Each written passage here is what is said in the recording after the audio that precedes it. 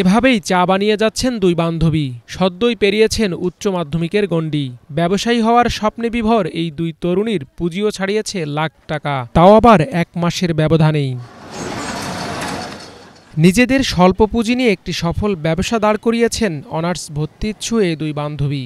ব্যবসার পাশাপাশি চালিয়ে যাচ্ছেন লেখাপড়াও, ভূমিকা রাখছেন পরিবারের ব্যয়ভার বহনেও। এখন আস্তে আস্তে বড় হচ্ছি, আব্বুর কাছে যে আব্বু রিক্সা ভাড়া দাও, আব্বু এটা দাও ওটা দাও, মানে ভাল লাগে না। মনে হয় যে এখন তো বড় হয়েছি, চায়া কেন নিব, নিজের তো কিছু করা দরকার। আমাদের আগে থেকে চাকরির প্রতি কোনো ইন্টারেস্ট ছিল না, যে কিছু করব, ব্যবসায়ী করব, নিজের একটা কিছু থাকবে, নিজের মালিক থাকবো।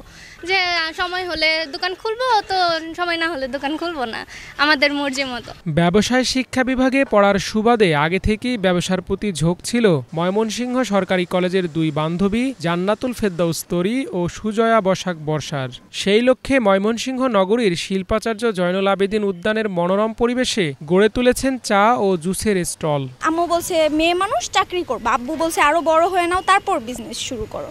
তো আমি বললাম যে না, এখন থেকে শুরু করব, আস্তে আস্তে বড় হব। 2টা থেকে সন্ধ্যা 7টা 8টা পর্যন্ত খোলা থাকে, তারপর আমরা বাসায় গিয়ে ফ্রেশ হয়ে পড়াশোনা করি। স্টলের নাম দিয়েছেন শরৎচন্দ্রের বিখ্যাত ছোট গল্প বিলাসীর নাম অনুসারে। তরি ও বর্ষার ছোট্ট এই বিলাসীতে পাওয়া যায় হরেক রকমের চা ও জুস।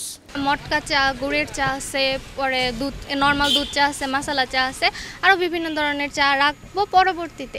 আর জুসের মধ্যে হলো ব্লু লেডি, তারপরে হলো লেমনেড, কোল্ড কফি, মাঠা, লাচ্ছি, এগুলো টেস্ট করে করে শিখেছি। ব্রহ্মপুত্র নদের তীরে সবুজ ছায়াঘেরা নিরিবিলি পরিবেশে গড়ে ওঠা এই বিলাসীতে জুস ও চা প্রেমীদের ভিড় সবসময় লেগেই থাকে।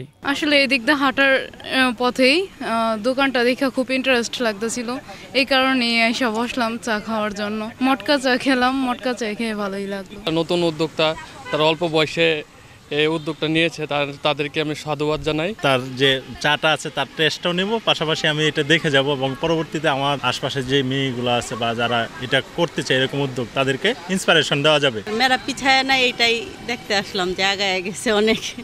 শুরুতে পরিবারের আপত্তি থাকলেও তাদের পরিশ্রম এবং সততা দেখে অভিভাবকরা এখন দিচ্ছেন পূর্ণ সমর্থন।